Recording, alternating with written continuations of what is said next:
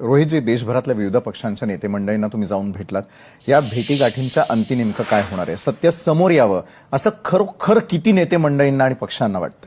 एक तर महाराष्ट्रात सगळ्याच नेत्यांना मी भेटलो, ज्याच्यामध्ये सत्तेत असणारे मुख्यमंत्र्यांना भेटलो, उपमुख्यमंत्री दोन्ही त्यांना तिथं भेटलो. त्याच्याच बरोबर उद्धव ठाकरे साहेबांच्या पक्षाला भेटलो,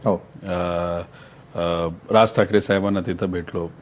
उद्धव ठाकरे साहेबांनी पण बराच वेळ तिथं दिला. मग महाराष्ट्रातले सर्व नेते झाल्यानंतर महाराष्ट्राकडून कुठंच काय होताना दिसत नसल्यामुळे मग दिल्लीत गेलो. आणि महाराष्ट्रातले जे इतर नेते, जसं राज ठाकरे साहेबांना सुद्धा विनंती केली होती की तुम्ही तुमच्या लेवलवर प्रयत्न करा. उद्धव ठाकरे साहेबांना विनंती केली होती की तुम्ही आपल्या खासदारांच्या माध्यमातून पार्लमेंटमध्ये हा मुद्दा जर घेता आला तर तो बघा. त्यांनी सांगितलं सुद्धा आणि त्या पद्धतीने सावंत साहेबांनी सुद्धा प्रयत्न तिथं केले, पण तिथं बोलून दिलं नाही ती वेगळी गोष्ट. मग वरती गेल्यानंतर राहुल गांधीजींना भेटलो. बऱ्याच वेळ चर्चा झाली. त्यांनी विषय फार डिटेलमध्ये तिथं समजून घेतला आणि एक लाईन फार त्यांनी चांगली मार्गदर्शक वापरली, ती म्हणजे जिस राज्य में न्याय मिल सकता है वहां पे ट्राय करना. त्यांनी राज्याचं नाव दिलं नव्हतं. बरं.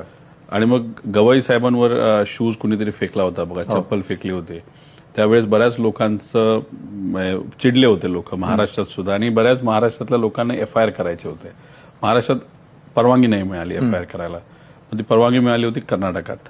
मग ते बघून तसं जर नाही कर्नाटकात दिला जात असेल तर मी तिथे गेलो, FIR झाला, तो ट्रान्सफर झाला. बरोबर. मग बाकी इतर केजरीवाल साहेबांना भेटलो, मग अखिलेश यादव साहेबांना भेटलो, जहा साहेबांना भेटलो, ह्या सगळ्या इतर मोठ्या नेत्यांना, कन्नूमुळे मॅडमला तिथे भेटलो. त्यामुळे ह्या सगळ्यांशी बोलत असताना एकतर सगळे डिटेलमध्ये जाऊन हा विषय समजून घेण्याचा प्रयत्न करत होते. सगळ्यांना एकच प्रश्न होता, एवढा मोठा नेता गेला, FIR का नाही झाला? आता मग ओळखी झाल्यात, उद्या जाऊन सुद्धा परत एकदा पार्लमेंटमध्ये हा मुद्दा मांडायचा असेल तर नक्कीच त्यांची मदत तिथे घेऊ. सुप्रियाताईंनी या बैठका घालून देण्यासाठी खूप मनापासून मदत केली. तर अशा पद्धतीने लोकांना एकंदरीत या नेते मंडळींचा सूर काय होता, रिस्पॉन्स कसा होता? नाही, एक तो सकारात्मक होता. अजितदादांना न्याय मिळावा यासाठी त्यांची प्रामाणिक भावना होती.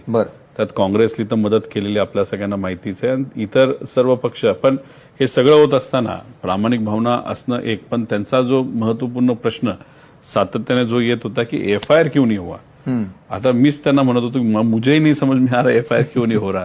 तो FIR नहीं हो रहा और लिया नहीं जा रहा, तो उससे ही कुछ ऐसे लग रहा है कि डेफिनेटली कुछ ना कुछ तो इसमें गडबड है या काला है.